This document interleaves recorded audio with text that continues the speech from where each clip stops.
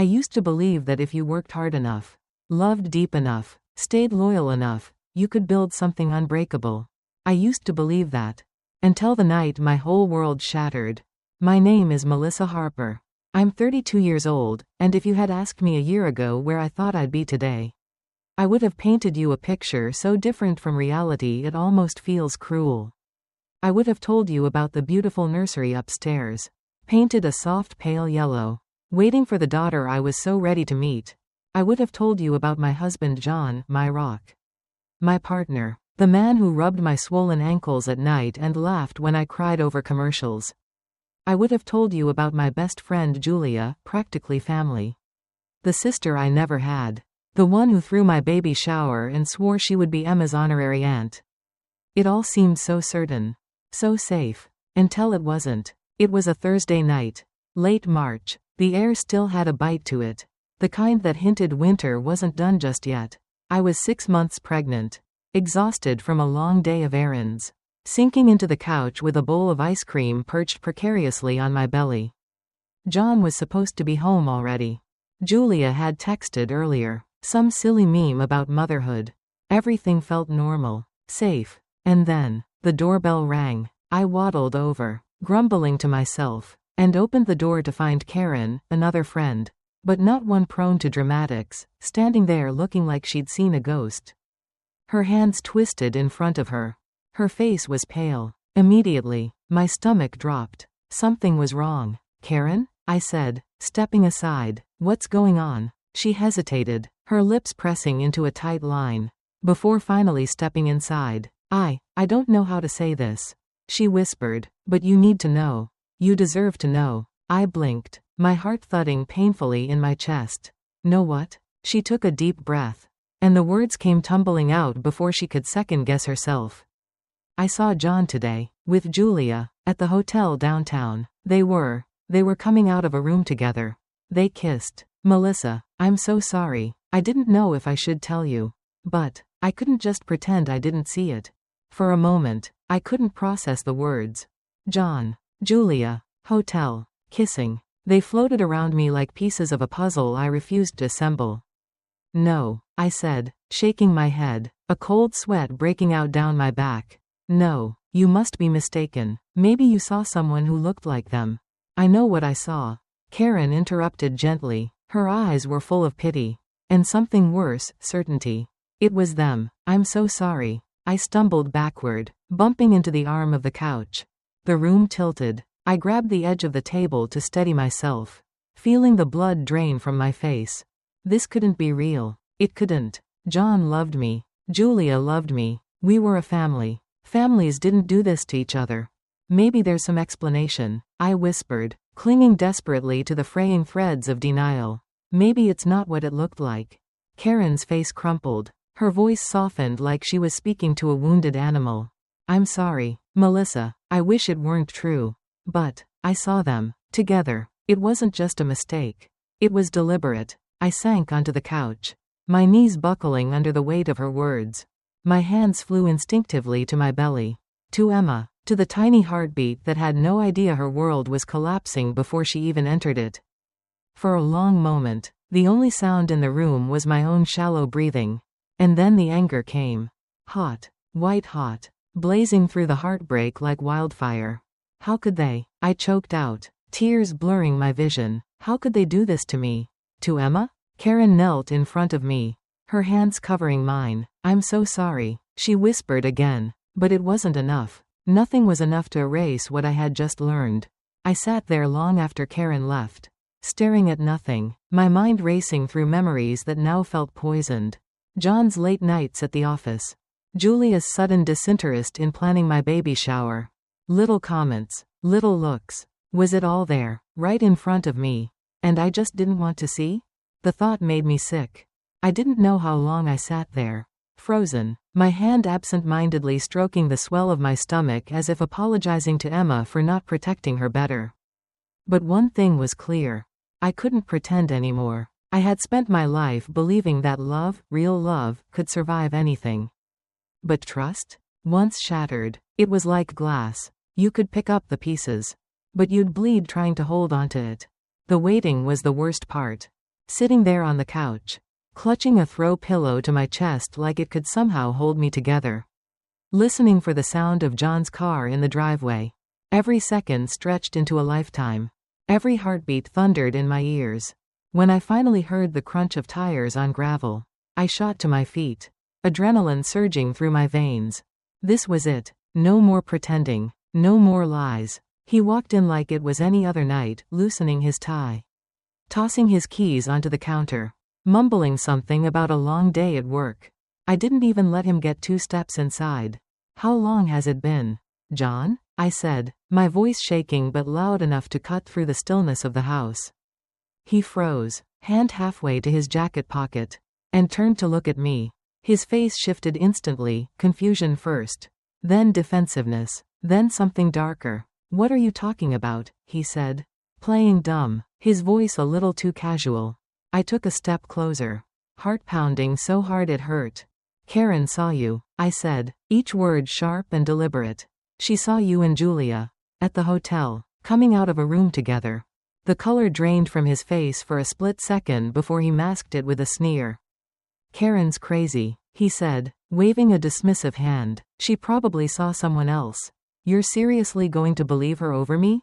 Don't lie to me, I snapped, my voice rising, fueled by months of suspicion and the fresh, raw betrayal. She saw you kiss her. John, she knows what she saw. His jaw tightened, his hands balled into fists at his sides. I can't believe you're making such a big deal out of this. He spat. You're 6 months pregnant, Melissa. You're hormonal. You're not thinking straight. The words hit like a slap. I felt Emma kick inside me. A flutter of life against the backdrop of this nightmare. I steadied myself, refusing to back down. How long? I demanded again. How long have you been cheating on me with my best friend? He threw his arms up in exasperation, pacing across the living room like he was the one being wronged. It just happened, okay, he snapped. Things haven't been the same between us for a long time. And honestly, look at you, Melissa. He gestured toward me, my swollen belly, my oversized sweatshirt, my messy bun. You've let yourself go, he said, his voice dripping with contempt. You're massive. You waddle around here like an elephant. You don't even try anymore. I stood there, frozen, each word sliced deeper than the last. My throat burned, my eyes blurred, but I refused to let the tears fall. Not in front of him. Not tonight. John kept going, like he couldn't stop himself now that the dam had broken.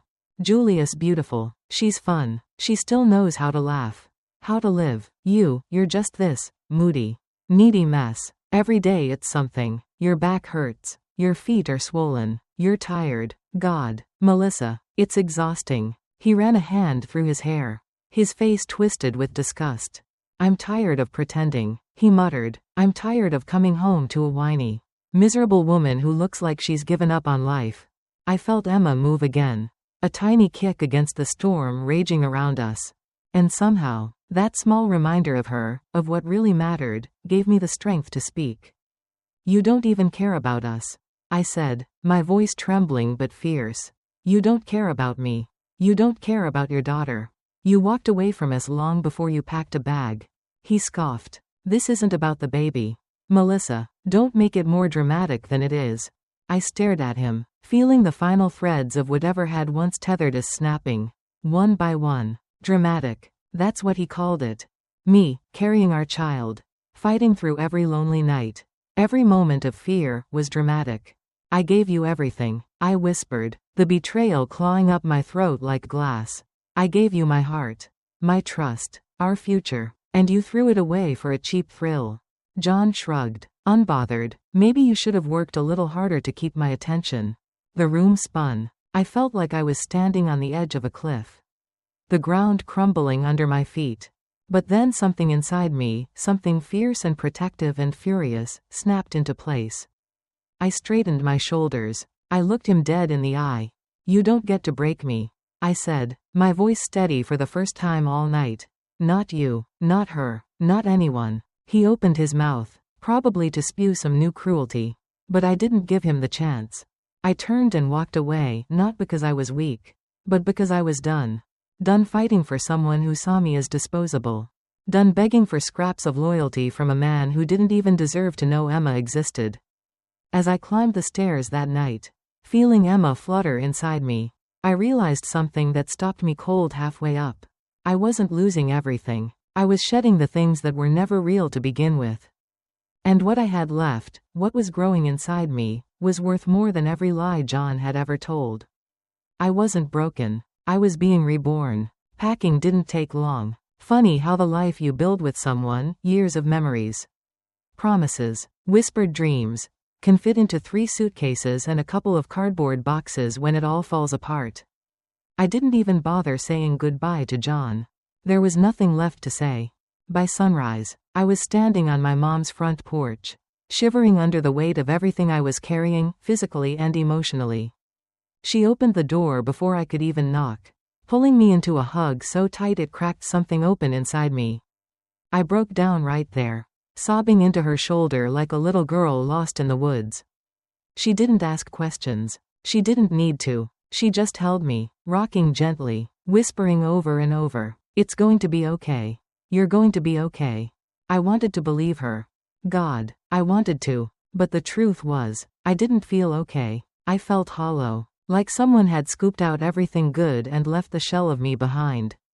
The first few days at her house passed in a blur. I slept more than I was awake, drifting in and out of dreams so vivid and cruel that waking up felt like ripping off a fresh scab. When I wasn't sleeping, I was staring at the nursery items stacked against the wall, tiny onesies, soft pink blankets, a crib I hadn't had the heart to assemble yet. They were supposed to be part of a new life. Now they felt like relics from a future that had been stolen. Mom tried her best to fill the silence. She cooked my favorite meals. She sat with me during daytime talk shows. She gently steered conversations away from John's name, like if we just didn't say it out loud, it couldn't hurt me anymore. But the silence between the moments, the quiet that fell heavy when I was alone, was deafening. That was when the real battle began. Because grief doesn't just announce itself. It seeps into everything. Every diaper commercial. Every giggling toddler at the grocery store. Every happy couple pushing a stroller down the sidewalk. Everywhere I looked, the world was moving forward without me, laughing in my face, daring me to catch up. One night, about 3 weeks after I left, I found myself sitting on the edge of my bed, Emma's little clothes spread out around me. I folded and refolded the same onesie over and over, tears streaming silently down my face. It was supposed to be different. John was supposed to be here, painting the nursery, assembling the crib, grumbling about impossible instruction manuals.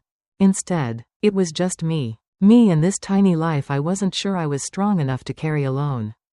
I looked down at my belly, at the way it rose and fell with each ragged breath, and whispered, "I'm sorry, baby girl, I'm so sorry." I didn't even know what I was apologizing for. For choosing the wrong man? For believing in a future that never stood a chance? For not being enough to keep him? It didn't matter. The guilt wrapped around me like chains, heavy and unrelenting. And just when I thought I would drown in it, Emma kicked. A strong, steady thump against the inside of my ribcage. I froze, my hand flying to my stomach. She kicked again, and again, like she was saying, "I'm here, Mom. I'm real. I'm strong. You have to be strong too." Something cracked open inside me then. Not in the way it had before, with pain and grief, but with something fiercer. Something brighter. Hope. I wasn't alone. I had her. And if I had her, I could survive anything. The next morning, I got up before the sun. I brewed a pot of coffee for my mom, even though the smell turned my stomach. I opened the windows to let the spring air wash the heaviness out of the house. I unpacked Emma's clothes, setting up a makeshift nursery in the guest room. Piece by piece, I started putting my life back together. Not the life I had planned. The life I was going to build anyway. One stubborn heartbeat at a time. It wasn't easy. Pregnancy wasn't kind to me. I was swollen, exhausted, sore in places I didn't even know existed.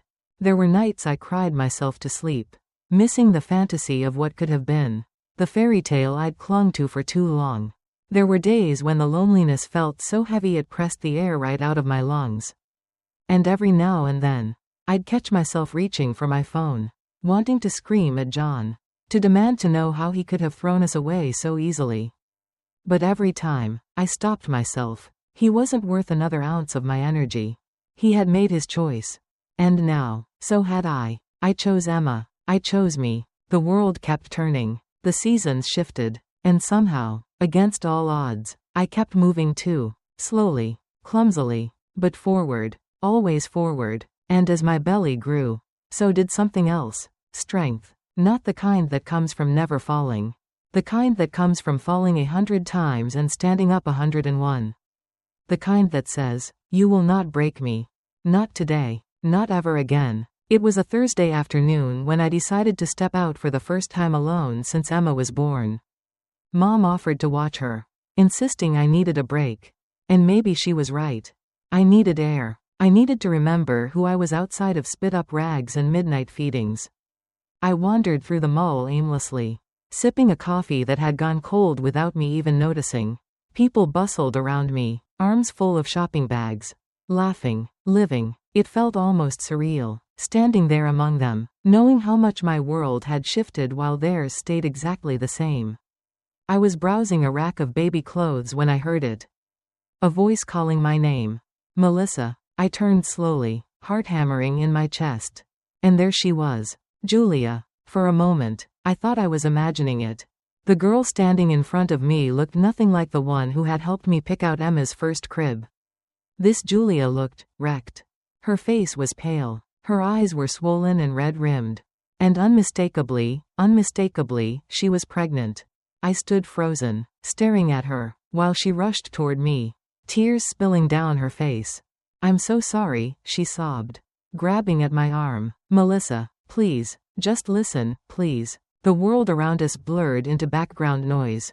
All I could hear was the blood rushing in my ears. Julia, the woman who had helped destroy my marriage, my trust, my peace, was standing in front of me, falling apart. I didn't know where else to go. She cried. John left me. After everything, he left. I blinked, my mouth dry. She kept talking, her words tumbling over themselves. Desperate and broken. "He lost his job after you left." She gasped. "Started drinking, gambling, everything spiraled. And when I told him I was pregnant, he just disappeared. I haven't heard from him in months.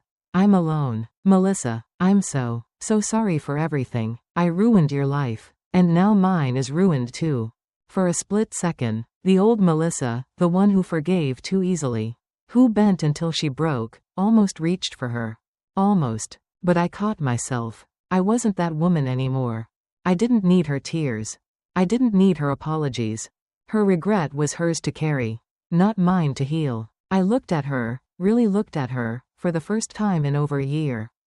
And I felt nothing. No rage, no pity, no satisfaction. Just freedom. Without saying a word, I stepped back. Her hand dropped from my arm.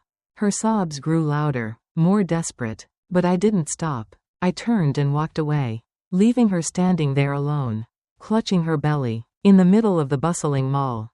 And for the first time in so long, my footsteps felt light, unburdened, free. I thought that would be the end of it. I thought I'd finally closed that chapter for good. But fate, apparently, wasn't quite finished yet. When I pulled into Mom's driveway later that afternoon, I saw him, sitting on the front steps, slouched over like a man who had lost everything. John. I froze, my keys dangling from my fingers, my heart hammering against my ribs. He looked awful, unshaven, bloodshot eyes, clothes rumpled and reeking of alcohol even from several feet away. He struggled to his feet when he saw me, stumbling slightly. "Melissa," he slurred, his voice thick and broken. I needed to see you." I didn't move, didn't speak. I just stared at him. This stranger who once promised me forever. He staggered closer, his hands trembling. "I'm sorry," he said hoarsely. "God, Melissa, I'm so sorry. I love you. I love Emma. Please give me another chance. I'll fix it, I swear." I felt a lump rise in my throat, not from longing, not from regret, but from the sheer audacity of him standing there, begging for forgiveness he hadn't even begun to earn. "You love us?" I repeated, my voice low and sharp. "Where was that love when you left me pregnant and alone?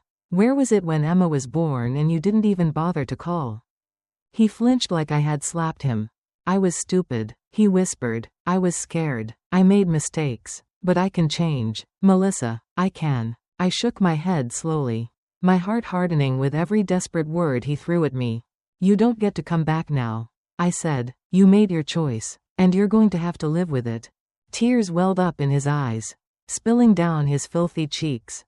He dropped to his knees right there on the front lawn, sobbing, broken in a way that might have once gutted me. Now, it barely scratched the surface. Without another word, I stepped around him, unlocked the door, and slipped inside, closing it gently behind me. I leaned against the door for a moment, breathing in the stillness, the quiet, the peace. Outside, John's sobs echoed into the night. But I didn't open the door again. I didn't look back. I didn't need to. I had survived the storm. And now, I was standing in the sunlight. Not because someone saved me, but because I saved myself. The days after John's breakdown passed quietly. Almost too quietly. It was strange, after months of chaos, betrayal, heartbreak, to finally wake up and not feel like I was holding my breath. No late-night texts. No desperate phone calls. No pounding on the door. It was as if, after falling apart right there on my front steps, John finally understood that whatever door he thought he could reopen was now locked for good. And with him gone, something else settled in. Peace. Not the fairy tale, storybook kind. The hard one. Quiet peace that comes after you survive a war you never asked to fight. I threw myself into taking care of Emma. Late night feedings. First gummy smiles. Tiny hands reaching for mine in the dark. She didn't just need me. She chose me. Every time her big, curious eyes locked onto mine, it was like she was reminding me, you're enough. Mom, you're more than enough. And slowly, piece by piece, I started to believe her. I wasn't the woman who had stood in the doorway, shattered, begging for answers that would never come. I was someone new, someone stronger, someone who had built a new life from the ruins of the old one. But the ache never really went away. It lingered in unexpected places. In the way my heart clenched every time I saw a father lifting his giggling toddler onto his shoulders at the park. In the pang of loneliness that hit when I saw couples pushing strollers together, laughing about diaper blowouts and sleepless nights. In the flash of regret when I caught my own reflection in the mirror, older. Maybe a little more guarded, but unbroken. The world had kept turning. And so had I. But sometimes it hurt to realize how much you can lose and still keep breathing. One afternoon, a few months after John's meltdown, I ran into Karen at the grocery store. She pulled me into a hug, laughing softly when Emma babbled from her carrier. You're doing amazing, she said, squeezing my shoulder. I'm so proud of you. I smiled, but it didn't quite reach my eyes. After we caught up for a few minutes, she hesitated, glancing around like she was about to drop a bomb. I probably shouldn't tell you this, she said carefully, but I thought you'd want to know. I braced myself. Karen leaned closer, lowering her voice. Julia moved back in with her parents. Alone. Had the baby a few weeks ago. And John, he's been in and out of rehab. The words hit harder than I expected. Not because I wanted them to suffer, but because it hammered home a brutal truth. They had destroyed everything for each other. And ended up with nothing. Not each other. Not a happy ending. Just loneliness. Addiction. Regret. And yet, standing there with my baby girl giggling at the cereal boxes, I realized something powerful. Their downfall wasn't my victory. My life, my peace, had never depended on their ruin. I had built something better. Something real. Something theirs could never touch. I thanked Karen quietly, changed the subject, and didn't think about John or Julia for the rest of the day. Or the next. Or the next after that. It wasn't denial. It was liberation. A few weeks later, as summer began to bleed into fall, I sat on the back porch rocking Emma to sleep. The air was warm but carried that first hint of crispness. The promise of new beginnings. She was growing so fast. Every day, she did something new, a new sound, a new expression, a new discovery of the world around her. And every day, I found a new piece of myself. Too. The part that laughed freely again. The part that trusted again, not in others. but in myself. The part that loved fiercely without fear of being destroyed. I pressed a kiss to Emma's soft hair, breathing her in, all baby lotion and sunshine, and whispered, "We're going to be okay. We already are." In the fading light, I could almost see the ghost of the woman I used to be, the one who had believed in forever. Who had cried herself to sleep. Who had thought her world ended with betrayal. She smiled at me. She wasn't broken. She had simply been reforged. Stronger, sharper, unshakable. And as the stars blinked to life overhead, I rocked my daughter in my arms, feeling not the ache of what I had lost, but the fullness of everything I had found. Love, resilience, freedom, and the quiet, unstoppable certainty that I would never, ever settle for less again.